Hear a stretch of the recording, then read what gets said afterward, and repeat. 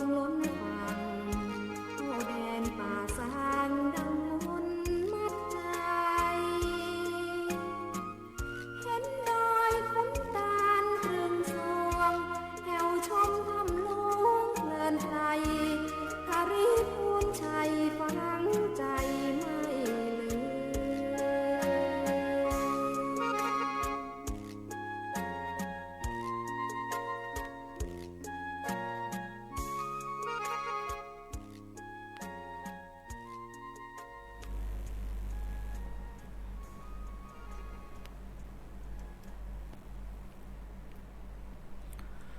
ขอนอบน้อม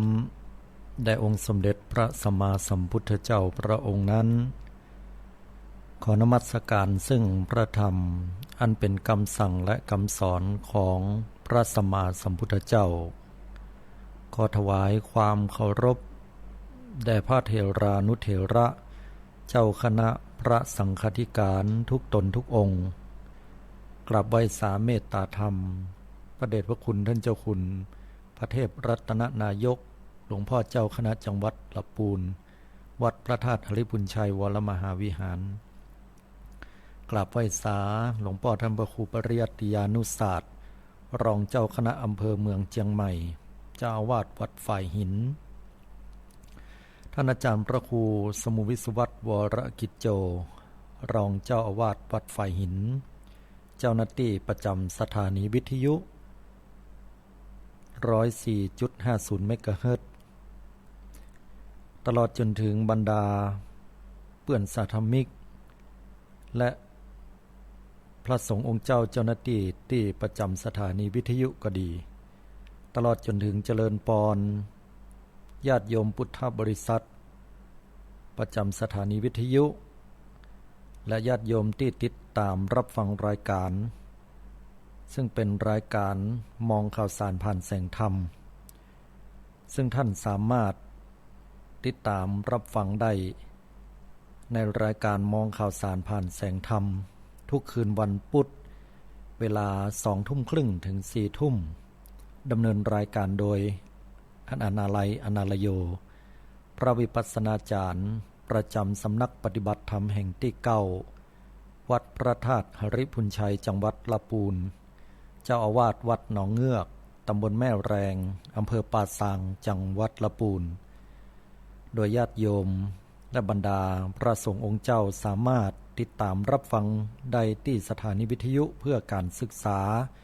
พระพุทธศาสนาและวัฒนธรรมคลื่น FM 104.50 เมกะเฮิรตซ์วัดฝ่ายหินและสถานีวิทยุเครือข่ายทุกๆสถานีหรือรับฟังออนไลน์ได้ที่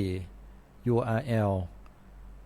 radio10platong.net 7382หรือญาติโยมพุทธบริษัทสามารถโทรเข้ามาร่วมในรายการช่วงใต้ๆได้ ที่สถานีที่เบอร์โทรศัพท์0802216828 สาธุชนพุทธบริษัททุกท่านสำหรับในวันนี้ก็เป็นแห่งวันหนึ่งที่ได้เข้ามาจัดรายการมองข่าวสารผ่านแสงธรรมซึ่งรายการนี้สัปดาห์ที่แล้วเราไม่ได้ปะกันเนื่องจากว่าอาตมาภาพนั้นอาพาธไปก็ได้ลาไปแต่สัปดาห์นี้มาประจำที่นี่ตลอดจนถึงได้นำเอาข่าวสารที่ผ่านทางสื่อต่างๆนำเสนอทางวิทยุนำเสนอทางโทรทัศน์นำเสนอทางอินเทอร์เน็ตหรือหนังสือพิมพ์อันที่เฮาท่านทั้งหลายได้อ่านได้สัมผัสกันมาก็มีเหมือนกันทั้งนี้ก็เพื่อที่จะได้นำเอาเรื่องราวต่างๆที่ปรากฏจดเจือทางสื่อนั้นมาเป็นอุทาหรณ์สอนใจสิ่งที่เป็นข่าวในด้านลบก็จะได้เป็นเครื่องอุทาหรณ์สอนใจว่าเฮาจะป้องกันอย่างใดแล้วก็จะบ่ปฏิบัติตามสิ่งนั้นอย่างใดตลอดจนถึงข่าวไหนเป็นข่าวที่บวกเฮาก็จะได้ยกย่องเพื่อที่จะได้นำมาเป็นแบบอย่าง สำหรับการดำรงชีวิตรายการมองข่าวสารผ่านแสงธรรมมีวัตถุประสงค์ก็เพื่อที่จะนำเสนอข่าวสารโดยลักษณะของการศึกษาและนำเอาข่าวสารเหล่านั้นมาอ่านตลอดจนถึงได้นำเอาหลักธรรมของพระพุทธเจ้านั้นเข้าไปพิจารณากันกรองโดยที่ปกตินั้นเฮาก็จะอ่านข่าวแล้วก็ผ่านไปรับรู้ข่าวสารนั้นถ้าเป็นข่าวสารที่ตื่นเต้นสนุกสนานเฮาก็เกิดความสุขแต่ข่าวไหนที่เป็นความเศร้าสลดเฮาก็รู้สึกว่าเฮาจะสลดใจตามขณะเดียวกันข่าวไหนที่เกิดเป็นเรื่องราวของการฆาตกรรมเฮาก็รู้สึกว่าสงสารเอ็นดูผู้ที่ถูกฆาตกรรมไปและก็โกรธแค้นในบุคคลที่กระทำลงไปซึ่งถ้าเฮาพอในมุมของธรรมะเฮาก็จะพอด้วยใจอันเป็นกลางและกันกรองเอาสิ่งที่ดีงามที่สุดให้เกิดขึ้นกับตัวของเฮาตามแบบฉบับของการเผยแผ่ธรรมะของพระสัมมาสัมพุทธเจ้าให้ศรัทธาญาติโยมได้อยู่กับปัจจุบันได้อย่างมีความสุขที่สุดสาธุชนพุทธบริษัททุกท่านข่าวสารสำหรับในวันนี้นั้น อาตมาภาพเองก็ได้หยิบยกเอาข่าวสารที่ปรากฏจดเจือต่างสื่อเป็นหนังสือพิมพ์อิเล็กทรอนิกส์หรือว่าสื่อที่ปรากฏเรื่องแรกนั้นก็เกี่ยวกับเรื่องของการบรรทุกหรือว่านำเอาคนไข้ไปสู่โรงพยาบาลปกติเขาจะหันรถที่มีไซเรนสัญญาณถ้าเปิดแล้วนี่เวลาถึงสี่แยกก็ดีหรือว่าทางแคบโดยน้ำใจโดยมารยาทเฮาก็ควรที่จะให้รถกันที่กำลังจะเดินทางไปเพื่อที่จะนำเอาคนเจ็บป่วยอาการโคม่านั้นไปถึงโรงพยาบาลให้ถึงหมอให้ไวที่สุดเพราะถ้าหากว่าปล่อยไว้อาจจะบ่รอดนำมาซึ่งความสูญเสียและความเสียใจอย่างนักอันนี้ในสังคมไทยของเฮาได้ปฏิบัติกันเป็นแบบอย่างนี้โดยตลอดมาแต่ว่าข่าวที่จะนำเสนอนี่มันผิดแผกแตกต่างออกไปมันจะแตกต่างอย่างใดนั้นลองฟังในเรื่องแรกพอก่อนเนาะ ปาดหัวข่าวขึ้นมาว่ายอมรับผิดคนขับรถฉุกเฉินลาออกจากงานหลังจากปาอริเก่าโดนรถจนปางตายไปโรงพยาบาลจ้าคนขับรถฉุกเฉินยอมรับผิดขอลาออกจากงานแสดงความรับผิดชอบหลังว่าปะกับอริหรือว่าคนที่บ่ชอบปอกันเนาะเป็นศัตรูต่อกันเดิมทีที่เคยเป็นกู้อริเก่ากันเนี่ยนะก็รถจนอาการเนี่ยพุทธจะตายแล้วบ่ตายแล้วแต่ว่าตัวเก่านั้นได้ขับรถจ้าก่อยไปอันเอียก็ประมาณ 50-60 กิโลเมตรต่อชั่วโมงโดยอ้างคำสั่งของกระทรวงบอกว่าเปิ้นบ่ให้ขับเกิน80กิโลเมตรต่อชั่วโมงแล้วก็ไปบป.ก็บอกว่าขอให้ตายอย่างสงบเน้อว่าอย่างนั้นจากกรณีคนขับรถฉุกเฉินซึ่งเป็นบุคลากรของโรงพยาบาลแห่งหนึ่งโพสต์ข้อความบอกว่าก็ได้ปะคนที่ได้รับบาดเจ็บอาการป่วยดิปินจะดีตายนั่นละแล้วก็เป็นคนที่เคยพิษเถียงกันเก่าบาดถูกบาดทองกันเป็นศัตรูเก่ามีเรื่องบาดหมางละหองละแหงใจกันมาก่อนแต่เหมือนละตัวเก่าก็บ่ได้แกล้งเนอะเฮาบ่ได้แกล้งว่าอย่างอันคนขับรถนะเฮาบ่ได้แกล้งแล้วก็ขับรถบ่เกิน80กิโลเมตรก็เพราะว่ากระทรวงเพิ่นได้สั่งมาอย่างเอี้ยหมายถึงว่ากระทรวงการคมนาคมเนาะแล้วถ้าหากว่าขับเกิน80ไปเนี่ยก็จะยะให้ผิดกฎหมายผมก็เลยเลือกจะขับแค่50-60กิโลเมตรต่อชั่วโมงกะแล้วก็ขอให้ตายอย่างสงบว่าอย่างนั้นล่าสุดในวันที่1พฤษภาคม2562แฟนเพจที่นี่นครนายกก็คงจะเกิดเรื่องราวที่จังหวัดนครนายกเนาะ ระบุข้อความว่าจากเคสรถพยาบาลส่งผู้ป่วยวิกฤตตอนนี้คนโพสต์ข้อความได้แจ้งลาออกจากหน่วยงานที่ปฏิบัติหน้าที่แล้วกรรมใดๆในโลกบ่ใช่เรื่องบังเอิญทุกสิ่งล้วนเกิดด้วยเหตุแห่งผลของกรรมกงกรรมยุดได้ด้วยอโหสิกรรมและให้อภัยเป็นอย่างนี้เนาะอันนี้ก็ข่าวที่จะเกิดขึ้นมาก่อนหน้านี้ก็บอกว่าจะเป็นลักษณะไหนแต่เต้าที่พอแล้วนี่ก็คงจะคนไข้ก็คงจะต้องเสียชีวิตนะคงจะเป็นลักษณะนั้นทีนี้เฮามาอู้กันว่าคนครับเนี่ยถ้าเป็นอู้ตามภาษาบเดียวเพิ่นก็ฮ้องว่าบ่มีจรรยาบรรณยี่เนาะพนักงานขับรถนะถึงแม้ว่าเขาจะแค้นปานใดก็ตามเรื่องส่วนตัวแยกให้มันออกกับเรื่องส่วนรวมนะมันเป็นคนละเรื่องกันแต่ถ้าหากว่าพ่อชายคนนี้เนี่ยเลือกในอันที่จะมีอภัยทานคือการให้อภัยต่อคนที่เคยเป็นกู้อริเก่าโดยการที่พยายามจะทำหน้าที่ตัวเก่าที่สุดถึงแม้ว่ามันจะบ่ได้ให้อภัยในขณะจิตช่วงเวลานั้นแต่พอไปถึงโรงพยาบาลแล้วแล้วก็คนคนนี้นี่ได้รอดพ้นมีชีวิตขึ้นมาใหม่อาตมาเชื่อว่าถ้าหูข่าวมาว่าไผเป็นคนไปส่งแล้วเนี่ยกู้อริก็จะใจอ่อนละญาติพี่น้องก็จะขอบคุณเป็นอย่างนักเลยความบาดหมางอย่างต่างๆนั่นจะคลี่คลายไปในทางที่ดีและคนที่ชนะก็คือคนที่ขับรถแต่เสียดายเหลือเกินญาติโยมทั้งหลายว่าคนขับรถนั้นกลายเป็นผู้แพ้ไปคือการใจตัวเก่าการกิเลสตรงที่บ่สามารถจะให้อภัยได้เพราะว่าจิตใจนั้นมันถูกฝังแน่นไปด้วยความอาฆาตพยาบาทผูกใจเจ็บต่อกันนะถึงเวลาเมื่อใดก็ตามที่จะเอาคืนให้ได้อย่างนี้เป็นต้นก็พอดีนะว่าเกิดเหตุการณ์นี้ขึ้นก็เลยแกล้งนะ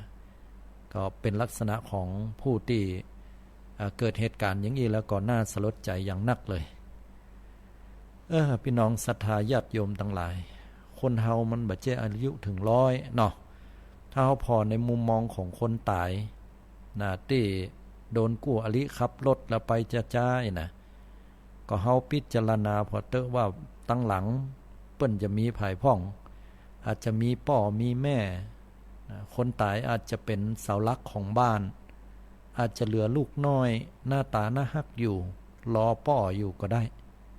อาจจะเหลือสีภรรยาที่กำลังรอให้แฟนของตัวเก่าไปกินข้าวแรงพร้อมหน้าพร้อมตาก็ได้หรืออาจจะเป็นลูกอันเป็นที่ฮักลูกคนเดียวที่พ่อแม่หวังจะปิดตาในยามสิ้นใจฝากผีฝากไข้ก็ได้แต่ต้องมาตายในยามที่ตัวเก่าช่วยเหลืออย่างตัวเก่าบ่ได้เลยหันแล้วก็เศร้าใจโยมสังคมนี้ถ้าคนเฮาเอาใจเปิ้นมาใส่ใจตัวให้นักๆกึดหาเปิ้นให้นักๆโดยเพื่อใจแล้วเนี่ยโลกนี้มันจะน่าอยู่แห่มจัดนักแต่สังคมคนเฮานับวันนั้นก็จะแล้งน้ำใจกันไปบัดต่างอย่างจากสายฝนที่บ่ยอมจะตกลงมาเลยต่อให้ตกลงมาแล้วก็ตกเป็นบางพื้นที่บ่ได้ปลายบ่พอตกแล้วก็ยังฮ้อนแหมต่างหากมันกลายเป็นอย่างที่สังคมยุคบัดเดียวนั้นเป็นสังคมที่อยู่แล้วบ่มีความสุขเท่าที่ควรเฮาจะได้น้อให้มีความสุขร่วมกันในสังคมนี้โดยที่เฮาจะนำพาเอาหลักธรรมคำสอนของพุทธเจ้าไปใจนั่นก็ได้แก่เรื่องของอภัยทานเมตตาธรรมคำจุนโลกศรัทธาทั้งหลายอย่างที่พุทธเจ้าเพิ่นตรัสไว้แต่คนเฮานี่นะญาติโยมทั้งหลายถ้าเฮามีลังแต่ว่าบ่ยอมไผสักคนตัวเก่าก็จะแป้เปิ้นเอาเปิ้นจนก้านบ่ยอมคนก้านนั่นน่ะก็คือก้านตลอดแม่นคนก้านมันก้านแต่คนแป้จะก้านใจตัวเก่าคือบ่สามารถจะอยู่เหนือสิ่งที่เลวร้ายนั่นก็คือโทสะอารมณ์อันขั้นต่ำไปได้จิตใจที่ยกสูงขึ้นนั่นคือเป็นผู้ที่แป้หรือว่าเป็นผู้ที่ชนะอย่างดีเลิศที่สุดนะเหมือนกับหลวงปู่พุทธทาสเพิ่นได้กล่าวไว้เป็นบทกลอนนั่นนะว่าเป็นมนุษย์เป็นได้เพราะใจสูงเหมือนนกยูงมีดีที่แววขน ถ้าใจต่ำเป็นได้เพียงแค่คนย่อมเสียทีที่ตนได้เกิดมาใจสะอาดใจสว่างใจสงบถ้ามีครบควรเรียกมนุษย์สาเพราะคิดถูกพูดถูกทุกเวลาเปรมปรีดาสุขสันต์คืนวันจริงนะเปิ้นได้กล่าวไว้อย่างอี้น่าฟังในบทกลอนตะจะได้เหตุก็ตามญาติโยมทั้งหลายเอาใจเปิ้นใส่ใจตัวนักๆเน้อเมตตาต่อกันไว้จังมันเตอะคนเฮามันบ่ได้ถึง100อายุโคดกันไปเกลียดกันไปแก้แค้นกันไปก็จะเป็นที่บาดหมางต่อกันไปแหมปลายบ่ปอคนที่ทำก็ต้องติดคุกติดคอกหรือว่าคนที่ตายไปก็นะมีวิบากร่วมกันไปแหมจัดหน้าก็เกิดมาค่ำค้าลาวีค่ำเคต่อกันแหมเวรบ่ระงับได้ด้วยการจองเวรแต่เวรจะระงับได้ด้วยการบ่จองเวรต่อกันสาธุอนุโมทนาเรื่องแรกเนาะญาติโยมพุทธบริษัทเฮาท่านทั้งหลายมาในเรื่องที่สองณเวลานี้เนาะก็เป็นเรื่องราวที่เกี่ยวกับเรื่องของฆาตกรรมเหมือนกันอันนี้ยังอยู่ในเรื่องของการฆาตกรรมปาดหัวข่าวขึ้นมาจากหนังสือพิมพ์ไทยรัฐฉบับวันที่30เมษายน2562ปาดขึ้นหัวข่าวขึ้นมาบอกว่าพ่อรักเพื่อนสุดโหดฆ่า3ศพโดยที่บ่เคยรู้จักกันมาก่อนอธิบายบอกว่าเป็นคนยะปืนออโต้ขึ้นมาคนเดียว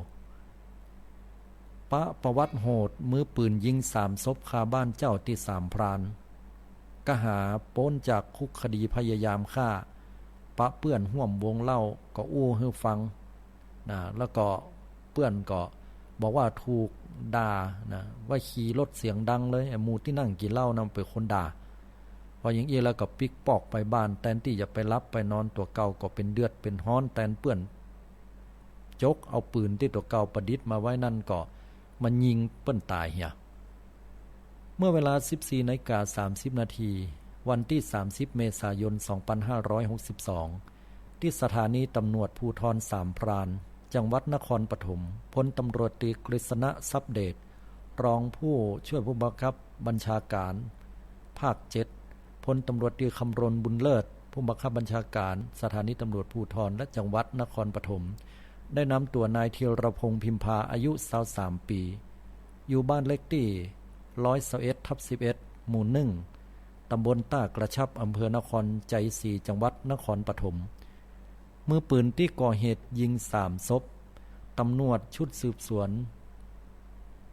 จังหวัดนครปฐมแล้วก็สืบสวนสถานีตำรวจภูธรสามพรานร่วมกันทำการจับกุมตัวได้หลังก่อเหตุแล้วก็หลบหนีไปอยู่ที่บ้านของพี่น้องตัวเก่าญาติตัวเก่าในอำเภอนครใจศรีมาแถลงข่าวที่สถานีตำรวจภูธรสามพรานพร้อมของกลางอาวุธปืนไทยประดิษฐ์ขนาด9 มม.ที่ใช้ก่อเหตุและเสื้อผ้าที่สวมใส่ขณะเกิดเหตุทั้งนี้ผู้ต้องหาก็คือ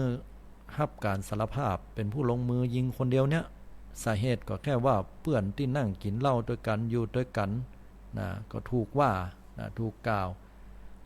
คนตายเนี่ยเป็นคนด่ากูเตื้อขี่รถกายก็ว่าสู่เขายังไม่ขี่รถดังล้ำเหลือไว้ยันนะผ่านหน้าบ้านคนตายแล้วก็ถึงกับขู่ว่าจะทำร้ายกลุ่มเพื่อนตัวเก่านะพร้อมกับตัวเก่าตัวกึดไปกึดมาก็โหอย่างว่ากันอย่างอันเนี่ยก็เลยอดใจบ่ได้ก็เนี่ยเอาปืนไปจัดการเปิ้นก็โดยไปยิงคนตายนะนายธีรพงษ์ผู้ต้องหาเนี่ยสารภาพว่าแทนที่จะปิกบ้านไปพักผ่อนตัวเก่าก็ปิกไปเปลี่ยนเสื้อเปลี่ยนผ้ามาใหม่พร้อมกับนำเอาปืนพกไทยประดิษฐ์ออโตเมติกบรรจุกระสุนเต็มแมกกาซีน9 นัด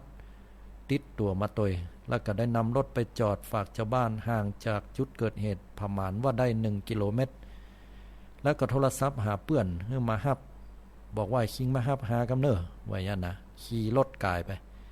แล้วพอถึงหน้าบ้านปุ๊บหมู่นั้นกำลังนั่งกินเหล้ากันอยู่สวนเซเฮฮาบาจ้าอย่างพ่อจ้าน้องนี่ก็ลงไปก็เอาปืนที่ประดิษฐ์นั่นก็จักปืนขึ้นมาก็ยิงเลย ขณะที่ยิงนั้นก็ตั้งใจว่าจะเว้นไม่ยิงเหี่ยนะยิง3คนด้วยกันเดินเข้าไปหาแล้วก็ยิงประจายคนแรกนั้นชื่อว่าฤทธิ์เกียรติปูมั่นขณะที่นั่งกินเหล้าคาวง2 นัดจากนั้นก็เอาปืนเนี่ยไปยิงนายวัชระเกตบุญลือกำลังยืนเหี่ยวอยู่นะที่ข้างๆด้วยความมึนเมาและแหมฟังทางด้านหน้าบ้าน3 นัดส่วนคนที่3คือนายอนุรักษ์โชระเวกกำลังหาจะล่นเข้าบ้านพอหันยันก็เลยยิงตายปากประตูบ้านพอดีกำลังจะเข้าประตูไปปายบปอก็วิ่งออกไปปากซอยไปเอารถที่จอดนะบอกเพื่อนจอดละไว้หั่นแล้วก็ลบหนีไปพอลบหนีไปแล้วก็ไปถึงบ้านก็ทำเป็นว่ามีอะไรอย่างเกิดขึ้นนะเก็บของเก็บเสื้อเก็บผ้าเก็บปืนไว้เจ้าหน้าที่ตำรวจนี่ก็ไปโตยหานะแล้วก็ยับได้นะคาบ้านพร้อมกับของกลางอาวุธปืนออโตเมติกไทยประดิษฐ์ขนาดชนิดเดียวกัน1 กระบอกพร้อมกระสุนปืนแฮม7 นัดสำหรับปืนที่นำมาก่อเหตุนายธีรพงษ์รับสารภาพว่าตัวเก่าเป็นคนยะคนเดียวเพราะว่าอดีตเคยเป็นจ้างกลึงเล็กศึกษามาจากตังเว็บพ่องก็เลยยะหูวิธีการประกอบกับเรื่องอาวุธปืนตัวก็ยะสามารถประกอบได้เป็นของแท้แล้วก็เป็นปืนออโตเมติกเหี่ยตัวทางด้านตำรวจนี่ก็ได้สอบประวัติของนายธีรพงษ์ก็เพราะว่านายธีรพงษ์เนี่ยแต่ก่อนเคยก่อคดีพยายามฆ่าในท้องที่สถานีตำรวจภูธรสามพรานมาเมื่อ2 ปีกว่าๆแล้วก็ถูกยับส่งฟ้องศาลติดคุกติดคอกไปเมื่อวันที่23 เมษายน 2562ออกมาเนี่ยบ่เหมือนบัดนั้นยะแหมแล้วนะพอได้ยินเสียงเปื่อนบอกมาอย่างอีตัวเก่าก็เกิดบันดาลโทสะไปเลยเพราะว่าโดยธรรมชาติแล้วจะเป็นคนใจฮ้อนอุปนิสัยใจฮ้อนแล้วก็เวลาเปื่อนเดือดเปื่อนมีปัญหาอย่างตัวเก่าก็จะเดือดฮ้อนแทนตัวผู้สื่อข่าวก็รายงานเห็นว่าในระหว่างการนำตัวผู้ต้องหาไปทำแผนประกอบรับกรรมสารภาพที่ตึกแถวที่เกิดเหตุก็มีชาวบ้านที่หูข่าวรวมถึงญาติพี่น้องของคนตายก็มารอจุ่มนุมกันเป็นนักหนอต่างโคตรแค้นกันนะว่ามันอย่างมาอันล้ำเหลือฆ่าได้ฆ่าดีถึง3 คนตำรวจก็ระดมกำลังมาช่วยกันพอเกี่ยวกับความเรียบร้อยประมาณว่าได้50 คนด้วยกัน50 นายเพราะกลัวว่าจะคนหายนี่จะถูกทำร้ายในจำนวนนี้ก็มีนางสาวนิดซึ่งเป็นนามสมมุติแฟนสาวของนายฤทธิ์เกียรติปูมั่นคนที่โดนยิงตายเนี่ยเจ้าของบ้านที่เจ้าสวมชุดดำมาด้วยน้ำตานองหน้าพร้อมกับได้เผยว่าข้าเจ้าวางแผนที่จะแต่งงานกับนายฤทธิ์เกียรติในปี2 ปีเนี้ยก็ยังอู้กันอยู่เนี่ยว่าตัวเก่าจะประกอบอาชีพอะไรยังจะอยู่ด้วยกันในอนาคตเขาจะมีแผนการดำเนินชีวิตอย่างใดแต่พอเกิดเหตุการณ์ตัวเก่าก็ช็อกเมื่อหันแฟนตัวเก่าถูกยิงต่อหน้าต่อตาแล้วก็ไม่ได้ตั้งตัวที่สำคัญคนที่มันยิงนั้นคนในนั่งในกลุ่มบ่มีไผรู้จักสักคนไม่ยิงคนนี้ก็บอกว่าโหดร้ายขนาดเลยในวงบ่มีไผรู้จักมือปืนสักคนอันอย่างล้ำเหลือบ่คุ้นบ่เกยกันจิตใจมันยังเป็นล้ำเหลืออยู่ๆก็มันยิงกันตายซึ่งก่อนที่จะทำแผนนายธีรพงศ์ก็เข้าไปกราบขอขมานางสาวนิดก่อนที่จะถูกนำตัวไปทำแผนโดยใช้เวลาประมาณ30 นาทีจึงแล้วเสร็จในระหว่างที่นำตัวนายธีรพงศ์ขึ้นรถบรรดาญาติพี่น้องและเพื่อนต่างบุกฝ่าแนวกั้นมาทำร้ายตำรวจต้องขัดใจนำเอาตัวคนหายเนี่ยขึ้นรถก็ปลายบปอก็โดนหมู่ไทยมุงทั้งหลายหมู่นั้นเนี่ยปากันตุ๊บกระจกแหมตำรวจก็เอาออกไปสนั่นปั่นปื้นหนองวุ่นวายก็เรื่องนี้ก็เป็นอุทาหรณ์สอนใจนะว่าการที่เฮาใจฮ้อนเนาะแล้วก็แยกแยะบ่ออกว่าสิ่งไหนเป็นสิ่งที่ควรสิ่งไหนบ่ควรมันก็เป็นเหตุนำพาให้เกิดความเศร้าสลดได้อย่างเรื่องราวที่เกิดขึ้นนะก็เป็นเดือดเป็นฮ้อนแตนเปื้อนนะแล้วก็มันก็เลยเป็นที่มาของคำว่าการพิษใจกันแล้วก็ฆ่ากันขาดในหลักธรรมของความกรุณาปราณีต่อกันนะในฝ่ายของคนที่นั่งกินเหล้าก็ยังว่าเนาะคนเมาเหล้า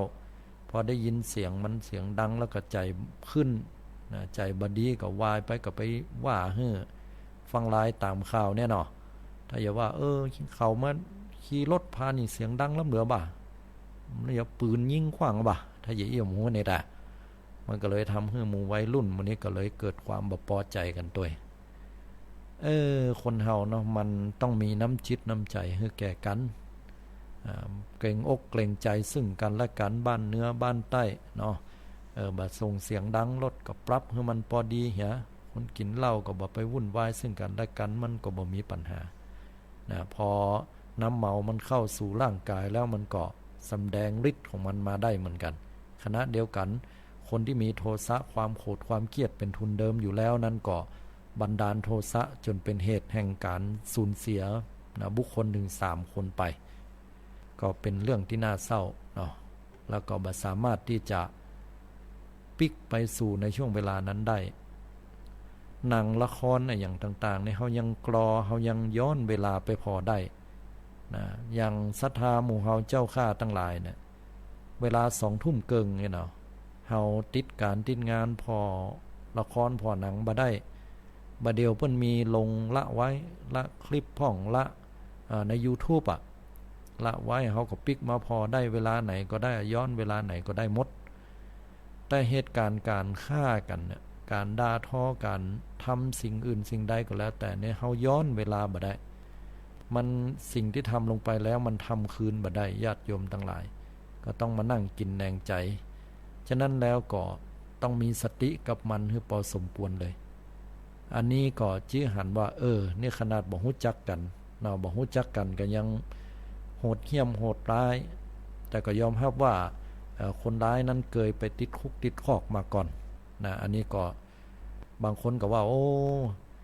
นะมาตรการกฎหมายไทยก็ยังมาบ่าแน่นเนาะ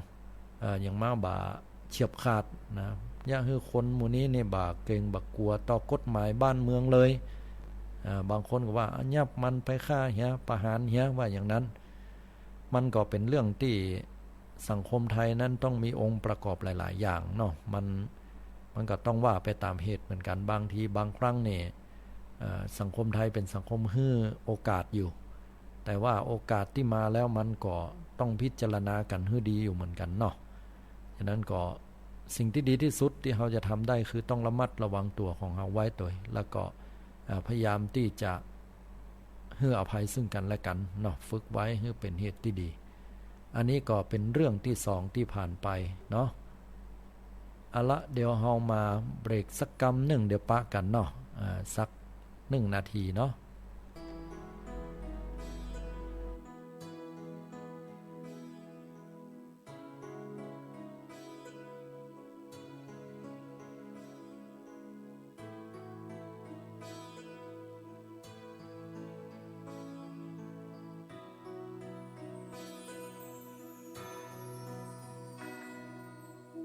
ที่ฟ้าเริ่มส่องแส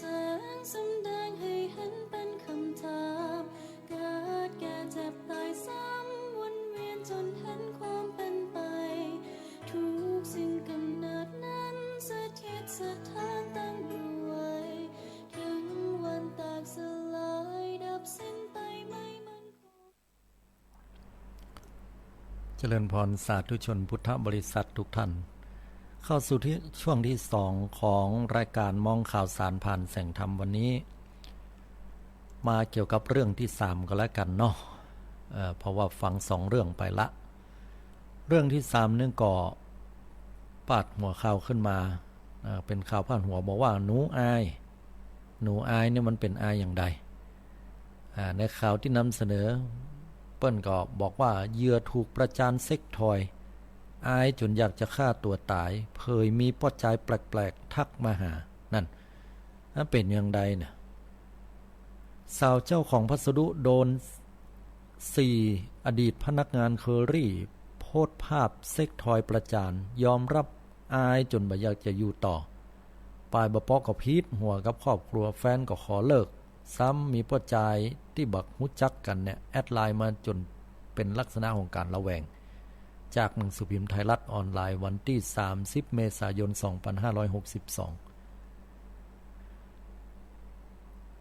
จ จากกรณี4พนักงานส่งพัสดุเคอรี่เอ็กซ์เพรสได้แกะพัสดุของลูกค้าโดยอ้างว่ากล่องพัสดุได้รับความเสียหาย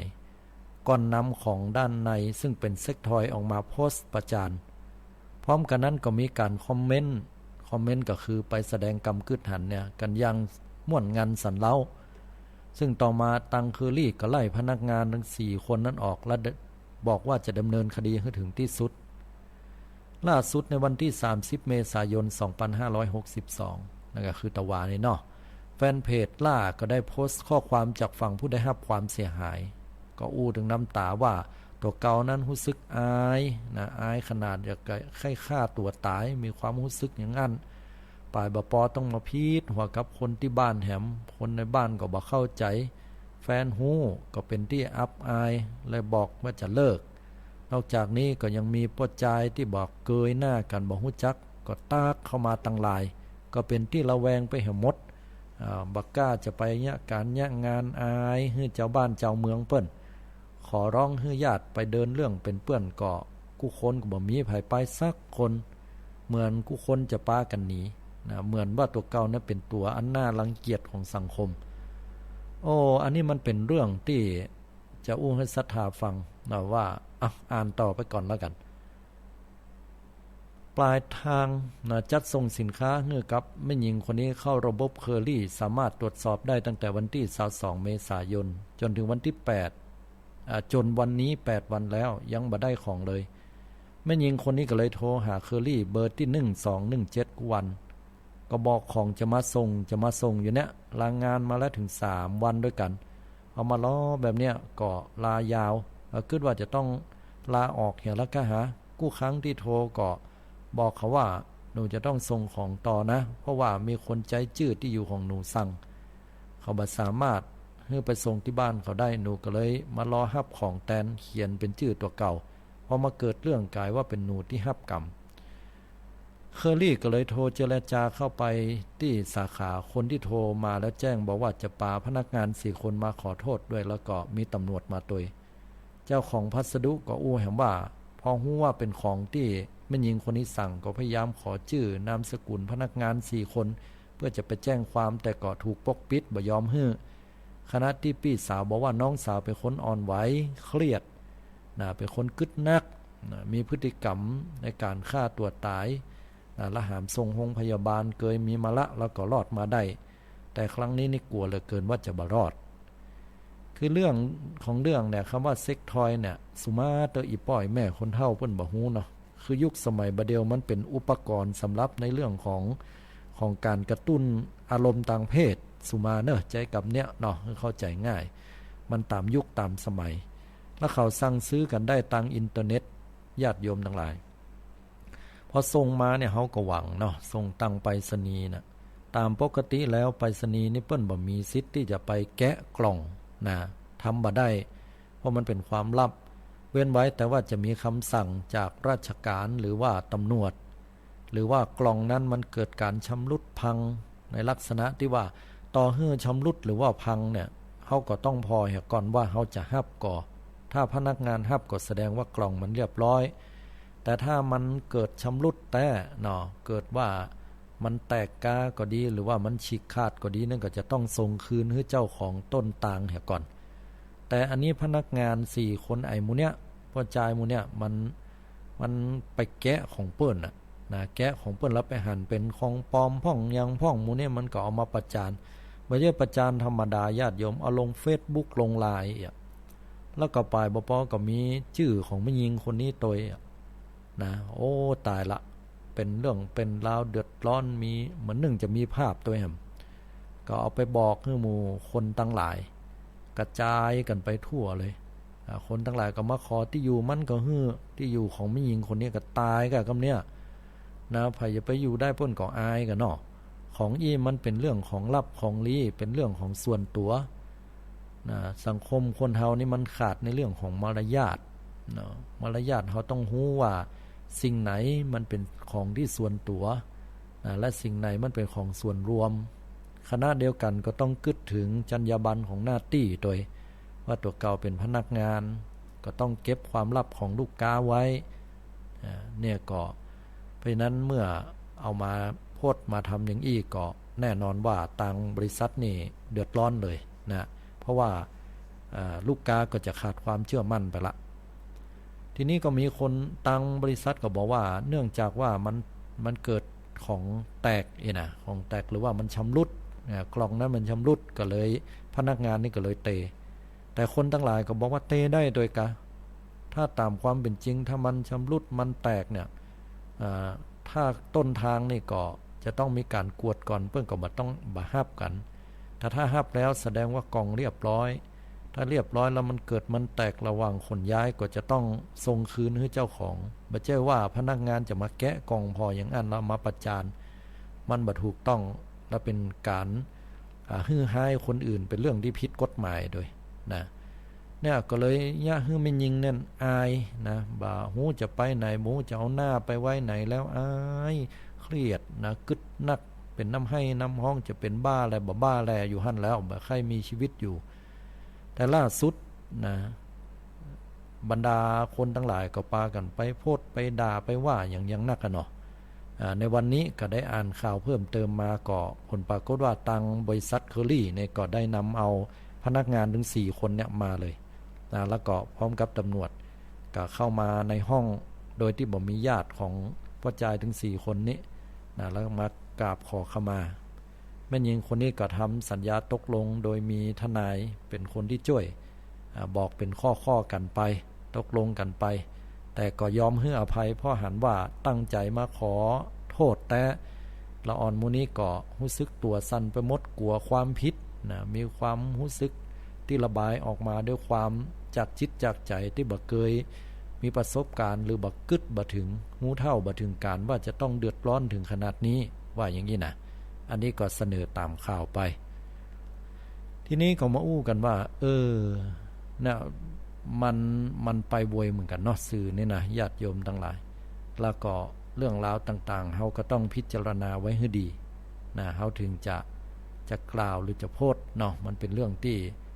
ละเอียดอ่อนแล้วก็ไปได้โดยบวยโดยนะฉะนั้นแล้วก็สร้างความเสียหายให้กับแม่หญิงคนนี้ก็สุดท้ายแล้วก็ยอมอโหสิกรรมให้แก่กันไปนั้นก็เป็นเรื่องของความประมาทเนาะความหู้เท่าบ่ถึงการของละอ่อนของพนักงานหมู่นี้นะเพิ่นว่าจะได้ก็พิจารณาเอาเป็นธรรมะว่าก่อนที่จะทำก็ต้องมีสติเนาะมีสติมีสัมปชัญญะความรู้ตัวนะในอันที่เราจะทำสิ่งใดสิ่งหนึ่งสิ่งใดลงไปเนาะเอาละต่อมาก็เป็นเรื่องราวนะเกี่ยวกับอย่างนะพอก่อนเกี่ยวกับเรื่องของมาเรื่องเบาๆห้องเนาะเรื่องของพายุลูกใหม่เพิ่นว่านะก็ช่วงนี้ศรัทธาญาติโยมลองตื่นกันมาในยามช่วงเวลาเมื่อคืนเนี่ยถ้าเฮาอยู่ในห้องแอร์ก็ตามห้องเครื่องปรับอากาศเนี่ยเวลาประมาณสัก 1:00 น 2:00 นมันจะมีอาการเหมือนแอร์เนี่ยมันบ่เย็นแต่บ่เชื่อว่าบ่เย็นมันก็ปกติของมันอยู่แต่อากาศมันรู้สึกอบอ้าวมันเหนียวๆอย่างแปลกเหมือนกันเฮ้ยแล้วมันเกิดอะไรอย่างขึ้นบนโลกใบนี้ของเฮานะรู้สึกว่าอากาศจะเปลี่ยนแปลงกันไปข่าวพาดหัวว่าพายุลูกใหม่กรมอุตุนิยมวิทยาออกประกาศเตือนฉบับที่1ลงวันที่1พฤษภาคมเรื่องพายุฤดูร้อนบริเวณประเทศไทยตอนบนส่งผลกระทบตั้งแต่วันที่3ถึงวันที่6พฤษภาคมโดยมีลักษณะของพายุฝนฟ้าคะนองลมกันโชกแรงกับมีบะเฮ็บตกบางพื้นที่รวมถึงว่าจะมีฟ้าผ่าโดยเริ่มในวันที่3พฤษภาคมบริเวณภาคตะวันออกเฉียงเหนือก่อนส่วนภาคอื่นๆก็จะได้รับผลกระทบในวันถัดไปก็เลยขอให้ประชาชนบริเวณดังกล่าวระมัดระวังอันตรายจากพายุฤดูร้อนที่จะเกิดขึ้นโดยหลีกเลี่ยงการอยู่ในที่โล่งแจ้งใต้ต้นไม้ใหญ่และป้ายโฆษณาที่บ่แข็งแรงรวมถึงระมัดระวังอันตรายจากฟ้าผ่าสำหรับเกษตรกรควรเตรียมการป้องกันและก็ระวังความเสียหายที่จะเกิดขึ้นต่อผลผลิตทางการเกษตรไว้ด้วย ทั้งนี้ก็เนื่องจากว่าบริเวณความกดอากาศสูงจากประเทศจีนจะแผ่ลงมาปกคลุมประเทศไทยตอนบนและทะเลจีนใต้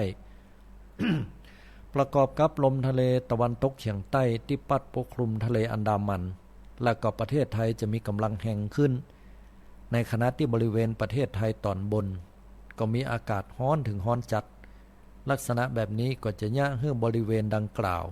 จะมีพายุฤดูร้อนเกิดขึ้นก็ขอให้ประชาชนติดตามประกาศจากกรมอุตุนิยมวิทยาอย่างใกล้ชิดเปิ้นก็เตือนมาว่าวันที่3ถึงวันที่6นะเริ่มวันที่3นี่พอเนิ่มันจะมืดฟ้ามัวฝนน้อยบางพื้นที่ก็ตกบางพื้นที่ก็อาจจะบ่ตกนี่นะแต่ว่าตกมาแล้วนี่เปิ้นเตือนเพราะว่ากลัวล้มหลวงบ้านเฮาห้องบ่เฮ็บหลวงเนาะกึดใจฮอดสมัยตะก่อนนี่ เปิ้นมีการสังเกตกันหรอตอนที่อาตมาภาพเป็นละอ่อนเนี่ยคนเฒ่าเพิ่นถึงว่าพอเนอพยายามใดก็ตามที่มดมันขนไข่เลื่อมละเลื่อมหันหนีในนะ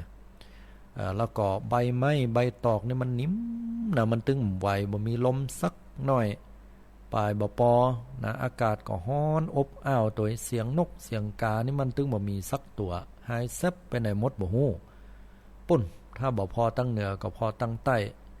มันจะมีสีแดงๆมาตะปุ่นล่ะนะอันนั้นน่ะปุ่นว่าลมหลวงกำลังจะมาบ่เฮ็บหลวงอย่ามาปุ่นว่าปททธโมสังโฆได้ถึงฝนถึงลมโดยเฉพาะลมเนี่ยมันลมแห่งต้องหลีกเลี่ยงต้องหนีเว้ย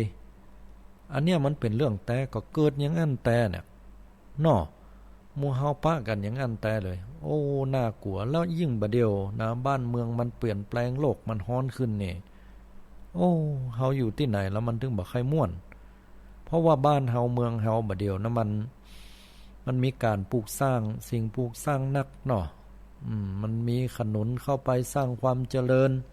นะมีตึกลาบ้านช่องบ้านจัดสงจัดสรรมีนักกันหมดมันก็เป็นธรรมดาที่จะต้องมีการปรับที่ดินนั้นต้นไม้ใบตอกก็ถูกตัดถูกบั่นออกไปแล้วเฮาบ่ใจปลูกทดแทนบ่ได้มีจิตสำนึกถึงขั้นอย่างฝรั่งเบิ่นโลเปิ้นออกต้นปลูก2ต้นอย่างเงี้ยของเฮาเนี่ยออกแล้วก็แล้วไปเหียแล้วก็อันไหนที่มันเป่งหูเป่งตาแล้วมีตึกขึ้นมาก็รู้สึกว่าพัฒนาดีงามหารู้ไหมว่าความงามเหล่านั้นมันก็แฝงมาด้วยความสยดสยองที่เกิดขึ้นจากภัยธรรมชาติที่นำมือมนุษย์คนเฮาได้ปากันไปตัดไม้ทำลายป่าได้เข้าไปอยู่ไปอาศัยหรือว่าพัฒนาโดยรวมพัฒนาเกิดขึ้นบ้านเมืองมันพัฒนาไปบางเตื้อบางครั้งก็ด้านการเกษตรการเผาพ่องการเผาด้อยเอาผลผลิตบอกว่าจะเป็นเรื่องของเฮ็ดทอบหรือว่าผักหวานกาหรือว่าการเกษตรเอาปลูกข้าวสาลีข้าวโพดการทำเกษตรของอุตสาหกรรมใหญ่และเอาสิ่งที่เหลือเหล่านั้นมาเผามาจี้ก็ปะโถธโมสังโฆแดงปะลึปะลึงเผาป่าควันกุควันกุมประเทศไทยว่าเผาแล้วต่างประเทศเผาแหมแล้วบ้านเฮากับบ้านอื่นเนี่ยมันบ่ใช่ว่ามีกระจกหรือว่ามีอะไรอย่างประตูกั้นเนี่ยที่ไหนมันก็บนฟ้านี่มันโล่งเนี่ยมันไหลไปติ๊กๆอันนี้ก็อันตรายในที่สุดแล้วก็ยังดีว่าบัดเดี๋ยวนี้มันเป่งมันวะไปละแต่ว่าสิ่งที่น่ากลัวกว่านั้นก็คือว่าพายุฤดูร้อนเนี่ยมันจะมาเฮ็บหลวงว่าอย่างนั้นบางเตื้อก็ตกยังวางแล้วนี่ตกไปเนี่ยโอ้ข่าวพ้นไว้นะพอยังอันอย่างพาหิมะตกอีวะธโมสังโฆเนี่ยตกแตะตกว่ากองนี่ปันปูปันดอยแต่ถ้ามันมาเนี่ยหมอกปลายก้อยนี่ก็บ่ว่าอย่างยังดีอยู่แต่เมื่อใดมันแกนหมอกบั่นนาวแกนหมอกบ่ม่วงมาแล้วเป็นเรื่องเลยร้อนก็ร้อนแต่มันถึงแล้วแลดเป็นฮูโจโวจ้าว่าล่ะลมมากับปึ้งออกเป็นฮูต่อใดเดียวดีหลังคาที่มันใหญ่หน่อยซีแพ็คก็ยังแขวนหน่อยถ้าเป็นเมทัลชิดก็ชนิดที่ราคาย่อมเยาหรือว่าเกรดที่มันบ่พอไข่แข็งแกร่งนักมันก็โผล่หมดแล้วเลยเพราะมันเบาบางอยู่แล้วนั่นก็ต้องระมัดระวัง นะต้องระมัดระวังไว้เปิ้นเตือนไว้ก็ดีอยู่บางคนว่าโอ้ไปกลัวมันยังเตือนมาบ่หันตกสักเตื้อมันก็แม่นเนาะแต่ว่ามันตกบ่ไปตกที่อื่นพุ่นมาตกทางเฮาเปิ้นบ่ได้บอกว่าจะตกกันหมดนะทุกพื้นที่ส่วนของประเทศไทยพวกก็บ่ได้ว่าอย่างนั้นและเป็นการพยากรณ์นะเป็นการพยากรณ์ไว้ซึ่งก็อาจจะเกิดขึ้นหรืออาจจะบ่เกิดขึ้นก็ได้หรืออาจจะเกิดขึ้นบางพื้นที่บ่เกิดขึ้นบางพื้นที่ก็ได้เนาะจะได้เห็นก็แล้วแต่เนาะด้วยความที่เฮาบ่ประมาทนะบ่ขาดสติเฮาก็ต้องระมัดระวังไว้นะเวลาเปิ้นเตือนมาเฮาก็ต้องระมัดระวังเก็บสิ่งของสัมภาระต่างๆที่มันจะปลิวหายก็ดีสัตว์เลี้ยงของเฮานี่ก็พอกอยมันพ่องนี่เพื่อมันไปไกลล้ำเดี๋ยวเกิดว่ามันมาแต่ก็เอาไหนเป็นไหนบ่ได้ฮะเหมาะเนาะอันไหนมันจะปึ้งจะหนีจะหยังเฮาก็พยายามป้องกันมันไว้และที่สำคัญที่สุดก็ตัวเฮาเนี่ยจะไปอยู่ปื้นก็ไม่ใหญ่นะต้องอยู่ในที่มันปลอดภัยที่บ้านของเฮาอย่างเฮาก็จะดีเนาะอันนี้ก็อู้ถึงเรื่องของความบ่ประมาทขณะเดียวกันก็อู้ถึงเรื่องของกรรมนะสัตว์โลกย่อมเป็นไปตามกรรมเพราะหมู่เฮาปากันทำลายธรรมชาติพยายามจะเอาชนะธรรมชาติเหลือเกินนะเฮาจะอยู่เหนือธรรมชาติเปิ้นมีต้นไม้ให้อยู่เฮาก็บ่อยู่กันละผลิตเครื่องทำความเย็นขึ้นมาเป็นองค์เป็นแอร์อยู่แอร์ดีกว่านะกินร้อนได้กินเย็นได้นะในที่สุดสิ่งเหล่านี้ก็ปิกปอกมานะมันก็เป็นเรื่องที่ในที่สุดเฮาก็จะต้องได้ปะสิ่งเหล่านี้เนาะต้องระมัดระวังกันตัวเนอะพี่น้องศรัทธาญาติโยมทั้งหลายบ่เฮ็บหลวงนี่น่ากลัวแต่เอาละเนาะเดี๋ยวพักช่วงที่2สักกำนึงเดี๋ยวปะกันแหมกำนึงเนาะ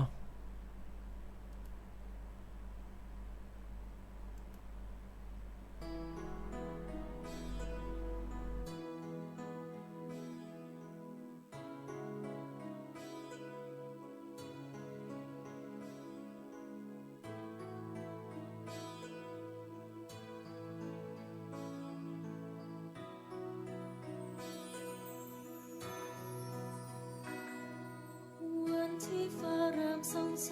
งสำแดงให้เห็นเป็นคำถามเกิดแก่เจ็บตายซ้ำวนเวียนจนเห็นความเป็นไปทุกสิ่งกำเนิดนั้นสถิตสถานตั้งอยู่ไว้ถึงวันแตกสลายดับสิ้นไปไม่มั่นคงจากเจ้าชายสุขล้นฟ้าทิ้งทุกสิ่งมาเข้าป่าดงทิ้งเธอไปแห่งไหลหลงบำเพ็ญทุกรากิริยาเข็นกายจนหิวโหยร้องรอยสุดเศร้าเมตนาแล้วจึงได้รู้ว่าไม่ใช่หนทางสว่าง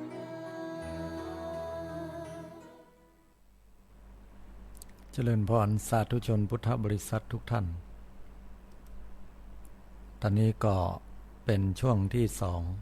ที่3นะช่วงที่3ของการจัดรายการมองข่าวสารผ่านแสงธรรมเนาะมาป้ากันช่วงนี้ก็นำเอาข่าวสารนะเกี่ยวกับเรื่องราวต่างๆนะมามาเล่ามาจ๋าก็เป็นเรื่องราวที่กล่าวถึงเรื่องของคนที่กำลังจะไปแจ้งนะไปแจ้งทางตำรวจนะแจ้งความว่ามีคนตายเนาะแล้วตัวเก่าที่ไปแจ้งนั้นก็ปรากฏว่าไปประสบอุบัติเหตุตายเหี้ยก็เป็นเรื่องที่เราซัดเป็นไปตามกรรมได้ถึงเวลาตายคนเฮามันก็ตายเนาะตามกรรมที่สร้างขึ้นมา ญาติเศร้าสุดเศร้าป่อตายลูกชายตายตัวไปขับรถไปแจ้งอำเภอจนเสาไฟตกน้ำจะไปแจ้งที่อำเภออันนี้เป็นข่าวสารจากหนังสือพิมพ์ออนไลน์ไทยรัฐออนไลน์ฉบับวันที่30เมษายน2562สุดเศร้าญาติให้เป็นห้องต้องจัดงานศพป่อลูกในเวลาเดียวกันหลังจากที่ว่าป่อนั้นตายก่อนลูกนั้นก็ไปช่วยแจ้งการตายที่อำเภอแล้วก็รถเสียหลักจนเสาไฟฟ้าตกอยู่ห้องข้างบน หิมน้ำพี่สาวเผยน้องนึงอ่อนตึงเพลียตัวพ่อป่วยในการที่ป้อนี่ตายก็ได้ช่วยงานอยู่กำลังจัดอยู่หน่อยเดียวตัวเก่ามาตายไปจากกรณีที่เมื่อช่วงวันของวันที่29เมษายนที่ผ่านมานายประยุนกันทางเงินอายุ52ปีเจ้าอำเภอแม่เมาะจังหวัดลำปางขับรถกระบะนิสสันสีบรอนซ์หมายเลขป้ายทะเบียนบใบไม้ลอลิง2946ลำปางก็หมายมั่นปั้นมือว่าจะไปแจ้งความการตายของป่อตัวเก่าเนี่ยด้วยโรคชราที่อำเภอแม่เมาะจังหวัดลำปาง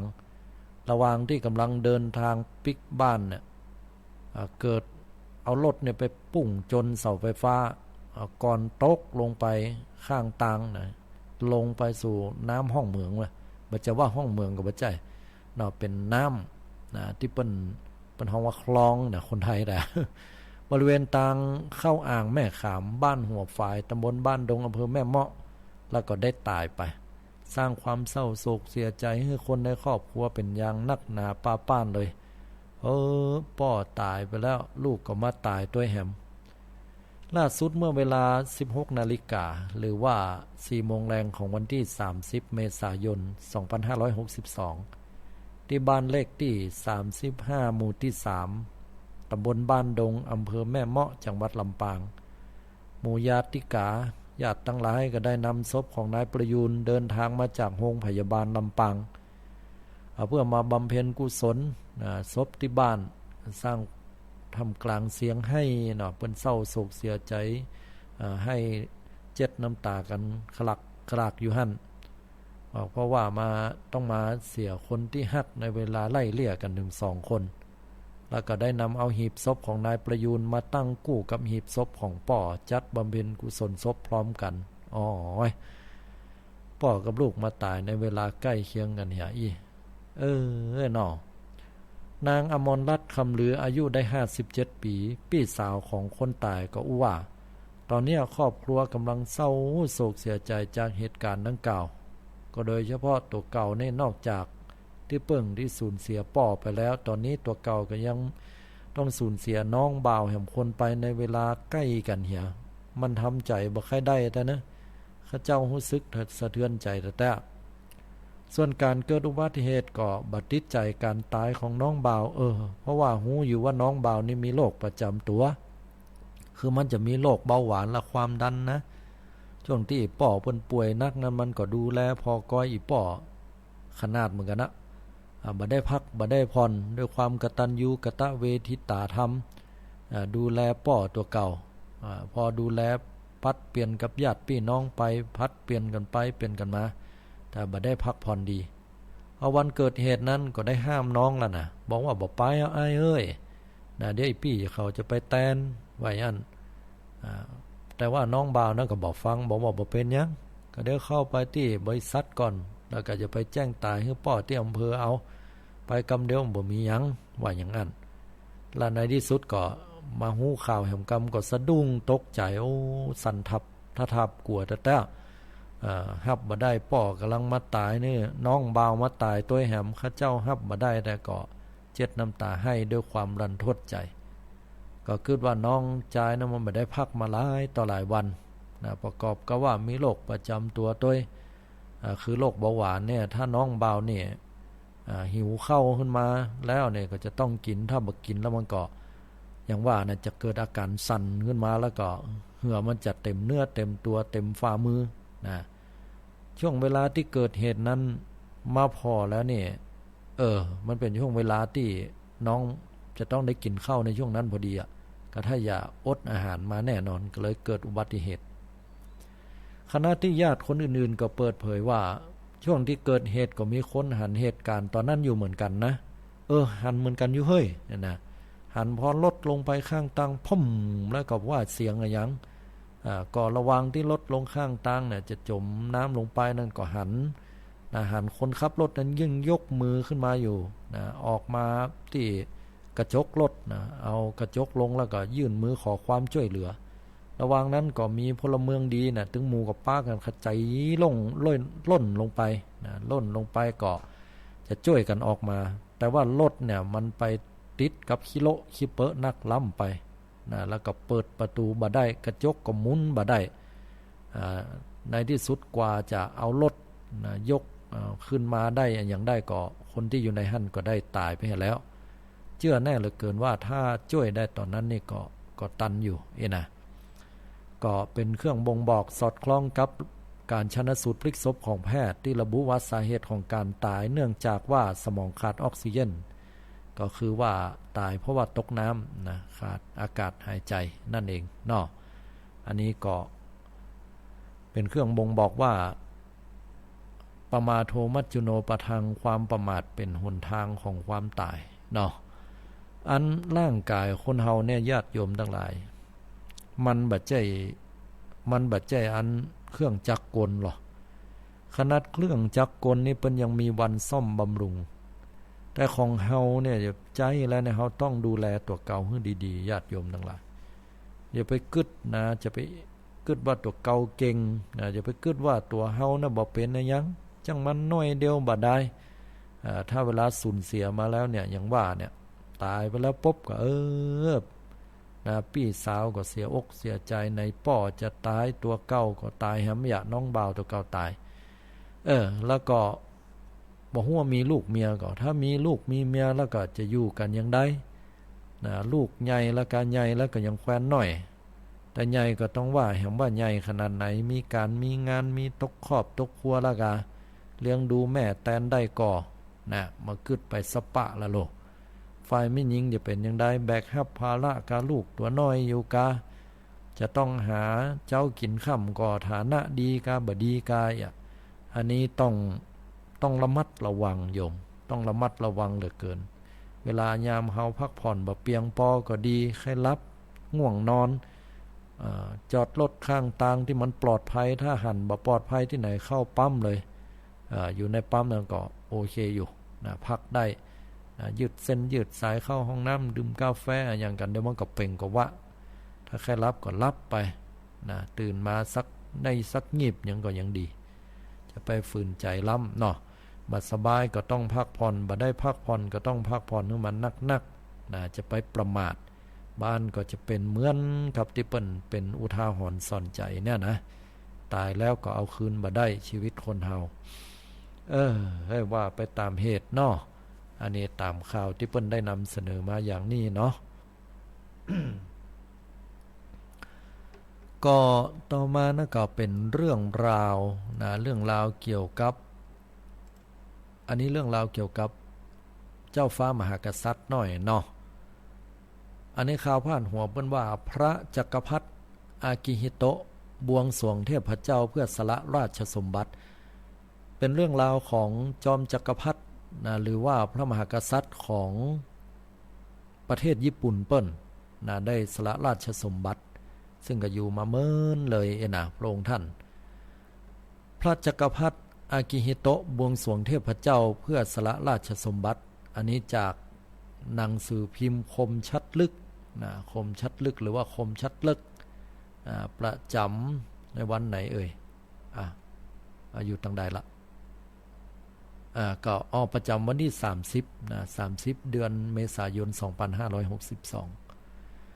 สมเด็จพระจักรพรรดิอากิฮิโตะแห่งญี่ปุ่นนะก็เสด็จไปทรงถวายราชสักการะที่วิหารคาชิโกะโดโกโรแห่งศาสนาชินโตช่วงในเจ้าของวันนี้ก็เพื่อจะแจ้งพระราชประสงค์ในการสละราชสมบัติก่อนที่พิธีสละราชสมบัติจะจัดขึ้นในเมื่อแรงวันนี้ตามเวลาญี่ปุ่นก็คือตะวันเนาะ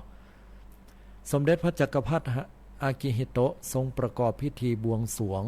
เพื่อแจ้งการสละราชสมบัติที่วิหารคาชิโกะโดโกโรอ่านยากภาษาญี่ปุ่นได้ซึ่งตั้งอยู่ภายในพระราชวังหลวงแล้วก็เป็นที่สถิตของอามเทวราศีหรือเทพีแห่งดวงอาทิตย์เพราะนั้นเขาจะหันธงชาติของประเทศญี่ปุ่นเนี่ยเพิ่นเป็นดวงอาทิตย์สีแดงๆอยู่ตรงกลางแสดงถึงเทพีนะของดวงอาทิตย์ซึ่งตามตำนานเชื่อว่าเป็นต้นตระกูลของราชวงศ์ญี่ปุ่น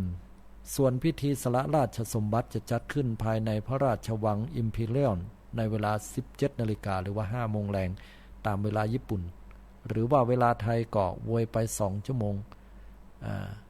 ก็เวลาก็คือ15นาฬิกาขออภัยจ้าเนาะจ้าไป2ชั่วโมงก็คือ15นาฬิกาหรือ3โมงแรงตามเวลาไทยโดยใช้เวลาเพียง10นาทีและเมื่อถึงเวลาเที่ยงคืนวันนี้ตามเวลาญี่ปุ่นก็จะถือว่าเป็นการสิ้นสุดรัชสมัยเฮเซ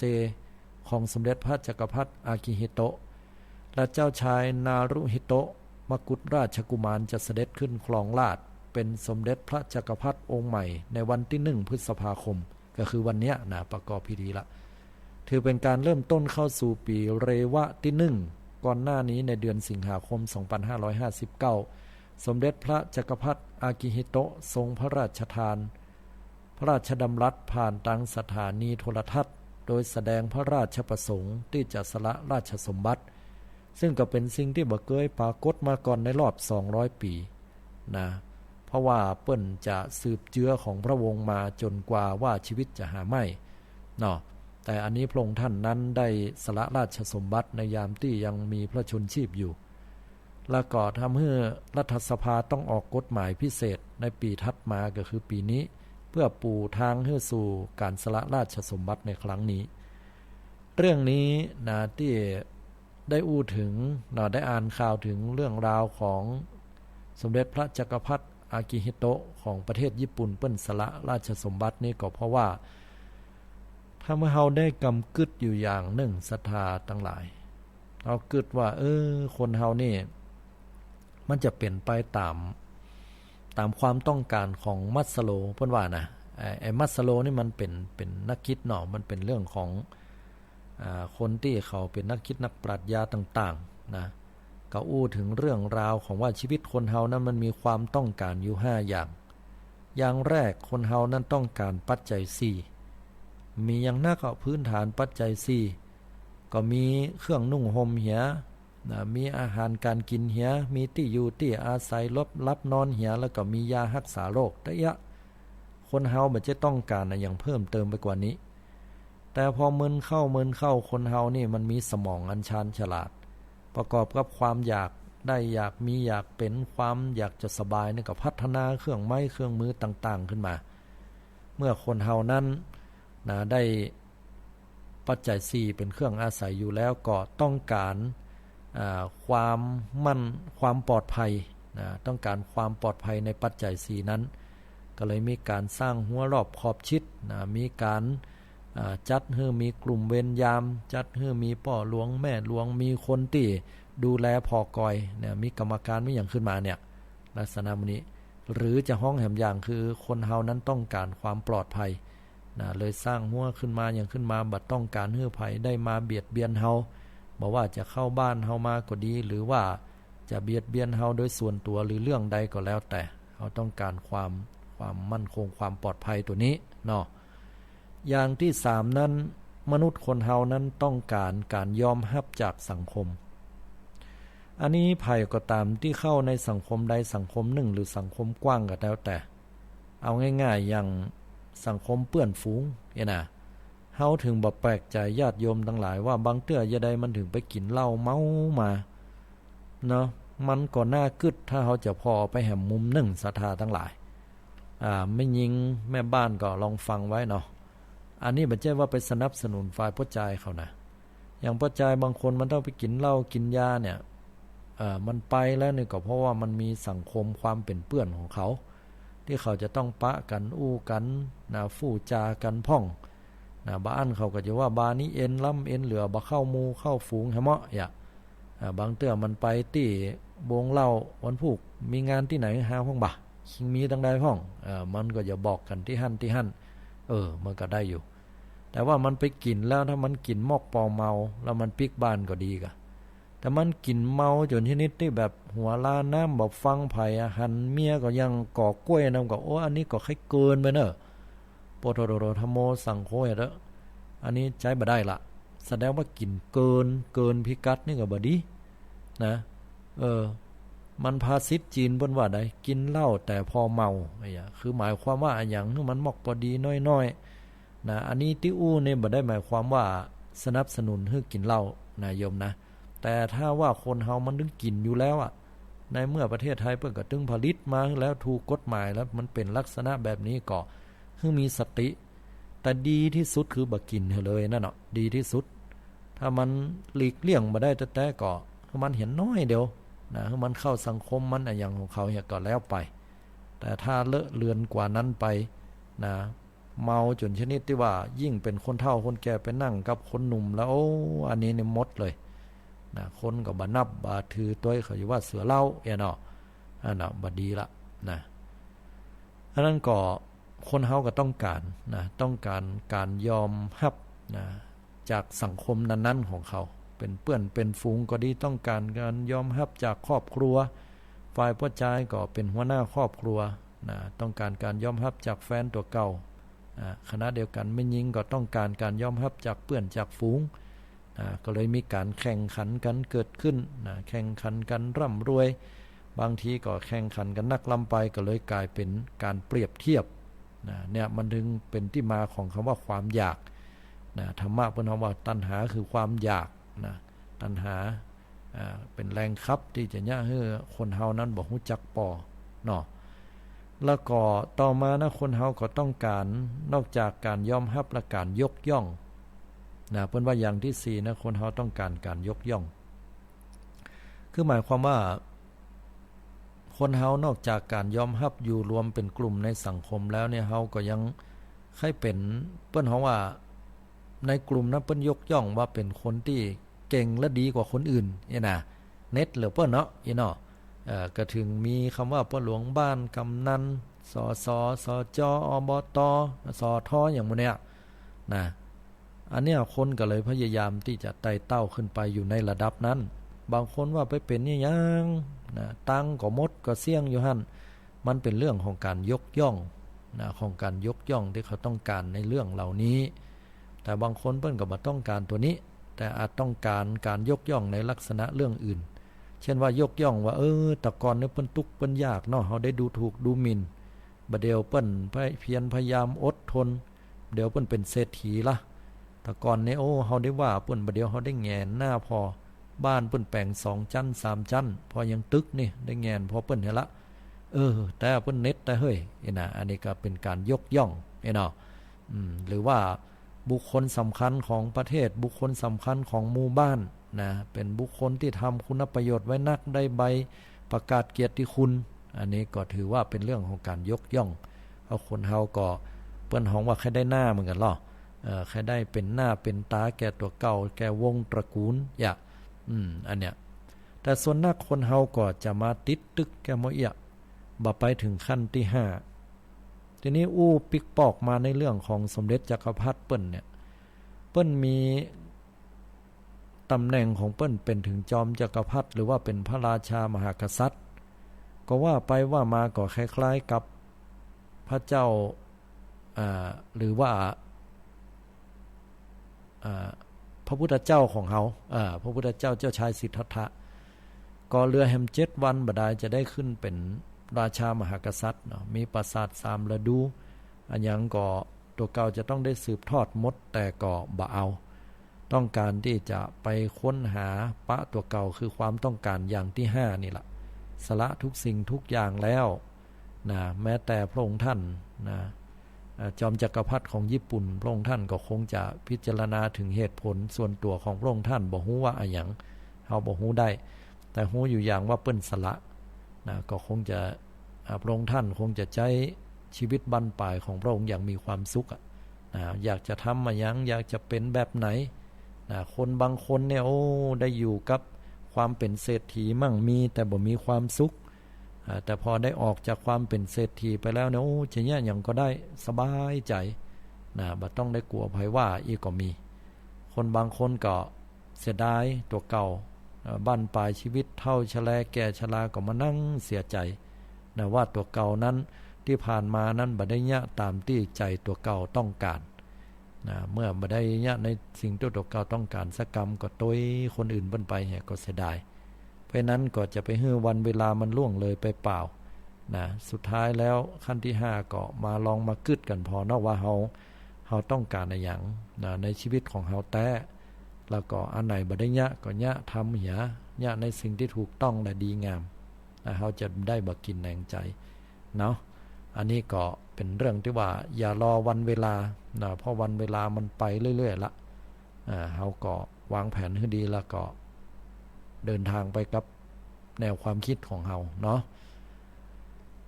เรื่องราวนี้ก็มาอู้ฮือญาติโยมเฮาตั้นทั้งหลายฟังเนาะเป็นเรื่องไปนะเรื่องสบายพ่องเรื่องนักพ่องเนาะวันนี้ก็มาท้ายๆก็เป็นเรื่องที่สบายก็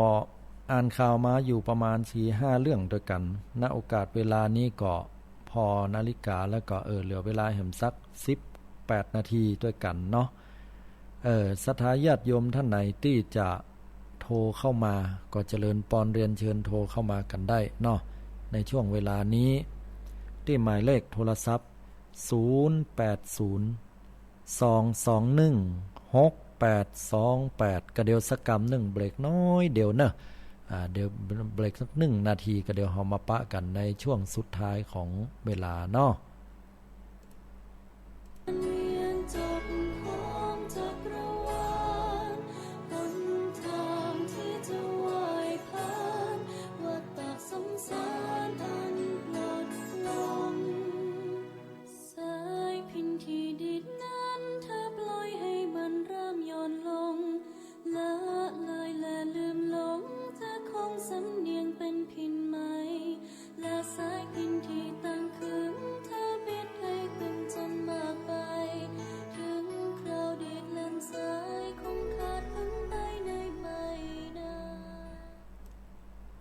เจริญพรศรัทธาญาติโยมท่านทั้งหลายในช่วงเวลานี้เนาะช่วงสุดท้ายของรายการได้โทรเข้ามาละ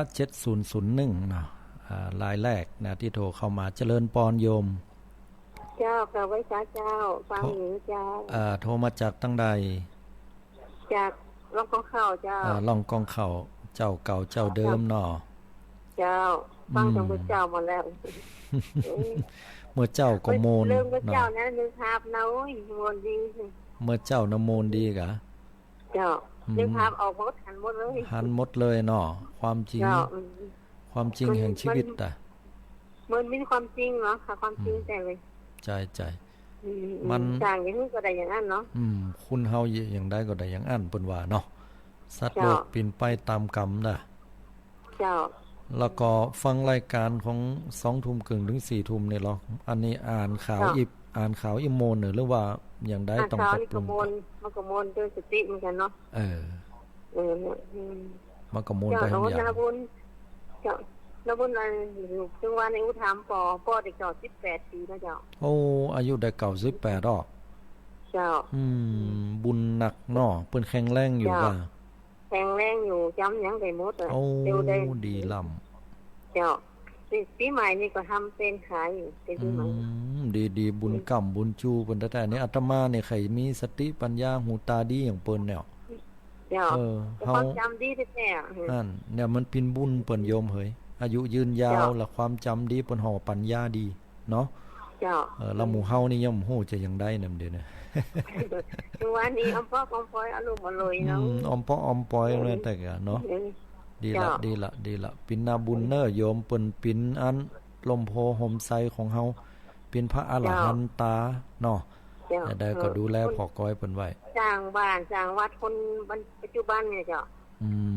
อันบ้านเฮานี่ประมาณสัก100สร้างบ้านคือว่าสัก100 ปีนี่จ้าโอ้ดีอะล่ะวัดรองก็เข้าวัดร่องกองเขาเนี่ยนะจ้าตั้งปุ้นตั้งร่องกองเขาในถามว่าฝุ่นตกโยมบ่ตกเลยเจ้าตกก็บ่นานอ่อนอ่อยนี่อากาศก็ร้อนโอมเหมือนกันน่ะเนาะเจ้าอยู่กับพัดลมน่ะทุกวันนี้แม่นพัดลมพองแอร์พองว่าตามเหตุไปได้เจ้าอย่าได้ก็กินน้ำตัวเนอะไปลืมได้มันตะขาดน้ำเนาะโชคดีอยู่ดีมีสุขนะโยมเนอเจ้าเจริญพรอนุโมทนา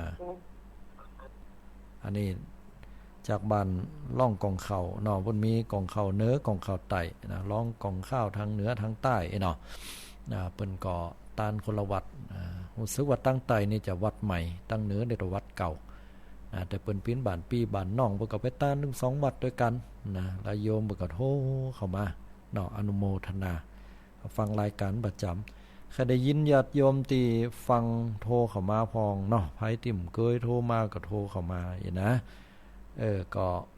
อาตมาเองก็บ่ฮู้ว่าโยมฟังกันแล้วเป็นอย่างใดเนาะฟังแล้วจะเป็นอย่างใดกันพ่องนี่นะอันนั้นไปยองเนี่ยพ่องก็มีละหั่นโทรกันเข้ามาได้โยม0802216828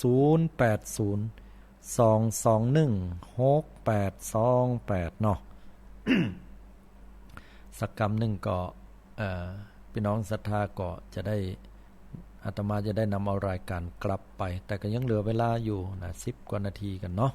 โทรเข้ามาเนอะ0802216828เนาะบอกเจิญข่าวสารนะฮะในวันพรุ่งนี้ก็จะมีการอุปสมบทนะบรรพชาอุปสมบทที่วัดพระธาตุธริพุนชัยเพื่อเป็นการเฉลิมพระเกียรติแด่ในหลวงรัชกาลที่10เนาะพระองค์ท่านศรัทธาญาติโยมพระสงฆ์นิกรหรือว่าศรัทธาญาติโยมหมู่เฮาจะไปร่วมในการบรรพชาอุปสมบทก็สามารถจะไปร่วมได้ที่วัดพระธาตุธริพุนชัยจังหวัดลำพูนในตัวเมืองเนาะเวลาที่เปิ้นจะเป๊กตู้นั่นก็เปิ้นจะประกอบพิธีกันเวลาบ่าย3นะตามกำหนดการส่วนจะมีเลื่อนอย่างใดนั้นก็ติดตามข่าวแห่งครั้งหนึ่งแต่ยืนไว้ว่าบ่าย3เนาะ5865นะขออนุญาตรับสายเจริญปอนฮัลโหลโทรมาจากทางใดฟังรายการเนี่ยเจ้าฟังรายการนี่อยู่ทางใดจ้ารายการพี่วัชูเนี่ยโยมปิดวิทยุให้กรรมก่อนเนาะมันงงโยมโยมเปิดวิทยุตัวปิดกรรมตลอดหรือว่าเดินห่างๆออกมาขอบคุณหลายๆอนุโมทนาเนาะเป็นยังโทรมาจากทางใดโยมจากบ้านดงขี้เล็กเจ้าดงขี้เล็กดงขี้เล็กฮะอะไรอย่างก่อรายการอันนี้ก็วันพุธมันก็เจ้าแม่นแล้วโยมวันนี้วันพุธฮะเจ้าโยมได้ฟังกุเตื้อก่อเจ้าฟังกุเตื้อเลยวันการวัน2พุธแล้วมันก็เจ้าแม่นละพอ2สัปดาห์นั้นก็ติดธุระสัปดาห์นึงแล้วก็แถมสัปดาห์นึงก็อาพาธป่วยไปหน่อยประเดี๋ยวดีละเนาะดีละดีละได้ฟัง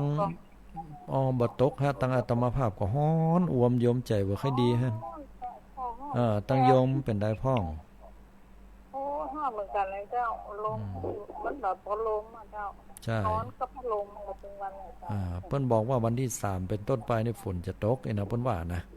3 ถึง 6อนุโมทนาสาธุตนะโยมเจริญปอนสาธุสาธุ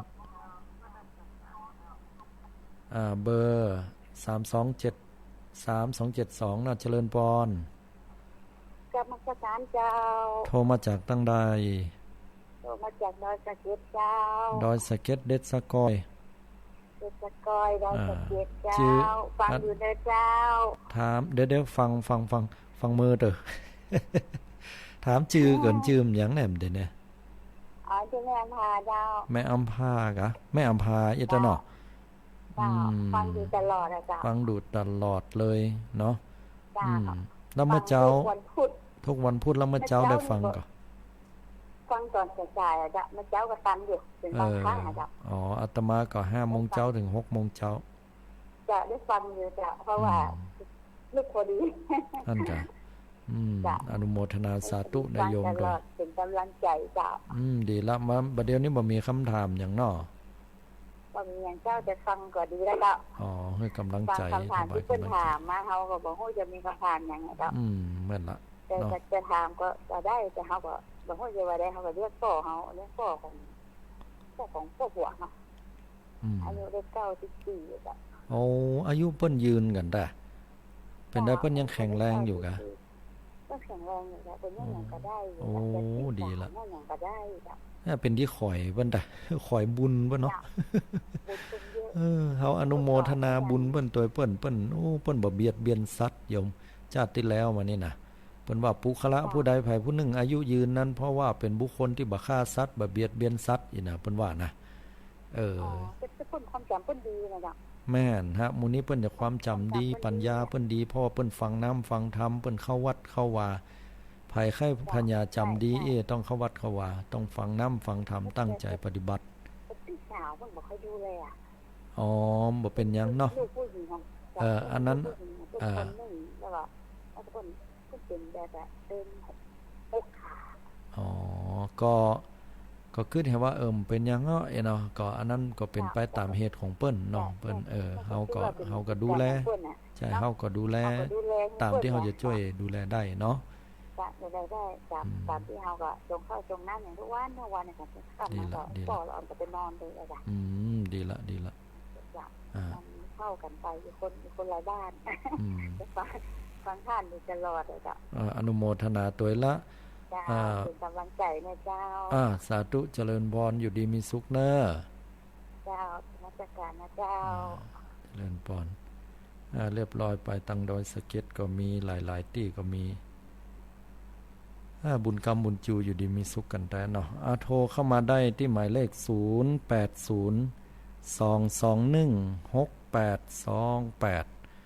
ก็หลายๆท่านก็ฟังอยู่แต่ก็บ่ได้โทรเนาะก็นั้นมันมีความรู้สึกแต่น่ะญาติโยมว่าถ้าคนบ่โทรเนี่ยเพิ่นถ้าจะฟังสัก2คนยังไงนะแต่ก่อนหน้านั้นเพิ่นก็โทรว่าเพิ่นก็ฟังกันแล้วเพิ่นบ่โทรบ่ได้เพิ่นว่าหรอกก็7269เนาะขออนุญาตรับสายก่อนเจริญพรโยมฮัลโหลโยมว่าจะได้ฮะเจ้าเนื้อการเจ้าโทรมาจากทางใดเนี่ยโยมเจ้าดูแม่ปงเจ้าแม่ปงฮะแม่ปงโดยสะเก็ดกะเจ้าฟังอยู่ประจำโอ้ดีละอนุโมทนาเนาะเจ้าวันนี้มีคำถามเจ้ามีคำถามว่าจะได้มีคำถามว่าเวลาผัวคดีตายหรือว่าเมียตายเนี่ยแล้วก็เปิ้นว่าบดีไปส่งกันจ้ะเจ้าเปิ้นว่าบดีไปส่งกันที่ปะเหี่ยวเนาะเจ้าบดีส่งด้วยกันที่ปะเหี่ยวปัจจาเดี๋ยวจะตอบคำถามเพื่อนโยมเนอะสาธุอนุโมทนารอฟังเลยเนอะเจริญพรมีอย่างแหมกอสาธุเจริญพรอายุวโนสุขังพลังมันบอกว่าถ้าผัวตายเมียบดีไปส่งที่ปะเหี่ยวปัจจาหรือว่าเมียตายผัวบดีไปส่งที่ปะเหี่ยวปัจจามันญาติโยมทั้งหลายที่เปิ้นห้ามเมื่อไปส่งเนี่ยบ่ใช่ว่าตกจาอย่างเนาะเปิ้นคำว่าบดีความหมายของเปิ้นก็คือเปิ้นแฝงแนวความคิดเรื่องแต่ไว้ว่าถ้าคนเป็นกู้ผัวตัวเมียด้วยกันเนี่ยเปิ้นใจชีวิตกันมาบ่ใช่แค่วัน2วันใช้ชีวิตกันมาเป็นเวลามื้อจะว่าเป็นเพื่อนก็แม่นจะว่าเป็นผัวเป็นเมียก็แม่นอย่ามันแน่นแฟ้นทีนี้ความผูกพันอยู่ด้วยกันเนี่ยเวลาคนหนึ่งคนใดไปเนี่ยสังเกตโยมอย่างคนเฒ่าเนี่ยคนใดคนหนึ่งไปบ่เหมือนมานานเห็นคนจะไปตัวเลยเพราะว่าบ่ใช่ว่าเปิ้นปากันเปิ้นฮักกันแล้วปากันไปอยู่ตัวมันบ่ใช่อย่างนั้นแต่ว่ามันเป็นเรื่องของจิตใจที่เปิ้นอะไรพอจอกหันพอห้องหันเหมือนนึงว่าจะได้นั่งอยู่หันจะได้อู้กันจะได้กินข้าวด้วยกันแล้วบัดเดี๋ยวนี้มันบ่มีใจอ่อนนะโยมใจมันวิวมันเวไปหมดเลยเหมือนกันกับคนที่จะไปเนี่ยไปส่งผัวหรือว่าจะไปส่งเมียตัวเก่านะไปปะเหี่ยวปะจาเนี่ยเพราะว่าไปหันสภาพที่เปิ้นเอาไปเผาเนี่ยมันทำใจบ่ได้ทำใจบ่ได้จะตีตาแล้วจะกืดหาอยู่อย่างนั้นเป็นโรคซึมเศร้าได้ง่ายบางทีคิดฆ่าตัวตายบางทีใจอ่อนไปก็เป็นอันว่าบ่กินข้าวบ่ล้ำน้ำบ่ลงก็เป็นอันเป็นจอมเจาะด้อยก็ตายไปหายะนี่ล่ะเพิ่นเลยบอกว่าบ่ดีแม่หญิงที่เป็นเมียไปส่งผัวที่เมื่อผัวตายหรือผัวที่เมียตายแล้วบ่ดีไปส่ง แต่ว่าถามว่าห้ามเลยก็บ่ห้ามถ้าคนเปิ้นมีจิตใจเข้มแข็งนะเปิ้นคือว่าก็ตายก็เสียใจแต่เฮาก็ไปส่งสการต้านขาบเมียเฮาเหียหรือผัวเฮาเหียสุดท้ายบั้นปลายชีวิตแล้วเฮาก็ต้องไปไปก็กลมเป็นหยังโยมไปเถอะเพียงแต่ว่าเปิ้นมีปรัชญาเปิ้นแฝงไว้ว่ากลัวเฮาเนี่ยจะไปจำภาพนั้นหรือว่าทำใจบ่ได้อีบ่ได้ถ้าเฮาฮู้ว่าเฮาเป็นคนใจอ่อนทำใจบ่ได้เฮาก็บ่ไปอยู่บ้านเหียเฝ้าบ้านหั่นเนาะแต่ถ้าเฮาทำใจได้ยังได้ใจแข็งมีหยังนะอย่างน้อยก็ไปส่งแฟนเฮาตึกที่สุดท้ายเหียแห่งชีวิตคนเฮามันก็มีหมดเปิ้นไปก่อนก็เดี๋ยวเฮาก็ไปตัวมันก็เฮาก็อยู่เพื่อลูกเพื่อเต้าต่อนะเปิ้นไปเปิ้นก็คงบ่ยินดีเมื่อเฮาเศร้าโศกเสียใจเพื่อเฮาคิดอีกมันก็ดีไปอย่างนะดังนั้นก็ขอให้ญาติโยมเนาะได้แนวคิดอย่างนี้ไปเนอะพี่น้องศรัทธาตอบอย่างนี้เนาะบัดเดี๋ยวนี้ก็พอนาฬิกาก็3:57แล้วเนาะก็คงจะถึงเวลาอันสมควรนะถึงเวลาที่อาตมาภาพจะได้นำเอารายการนี้1 ชั่วโมงครึ่งนะกับรายการมองข่าวสารผ่านแสงธรรมปากันทุกๆวันพุธเนอะญาติโยมเวลา 20:00 นถึง 4:00 นดำเนินรายการโดยอนาลัยอนาลโยอาตมาภาพพระวิปัสสนาจารย์ประจำสำนักปฏิบัติธรรมแห่งที่9วัดพระธาตุทะเลพุนชัยจังหวัดละปูนเจ้าอาวาสวัดหนองเงือกตำบลแม่แรงอำเภอป่าซางละปูนวันนี้ก็ขอกราบลาครูบาอาจารย์แล้วก็เจริญปอนออกไม่ออกศรัทธาตั้งหลายไปด้วยเวลามื้ออีก่อนเนอะสิ่งใดที่ผิดพลาดไปก็ดีอ่านบ่ถูกบ่ท้องนะหรือกล่าวคำบ่เหมาะบ่ควรแห่งความเป็นสมณะขอกราบสุมาอภัยครูบาอาจารย์เจ้าทั้งหลาย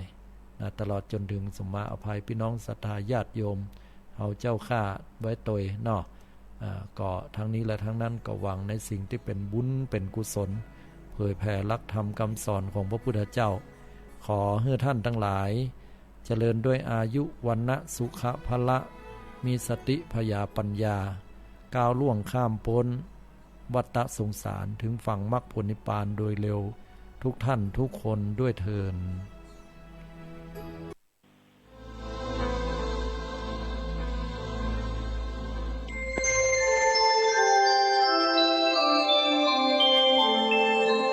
ขณะนี้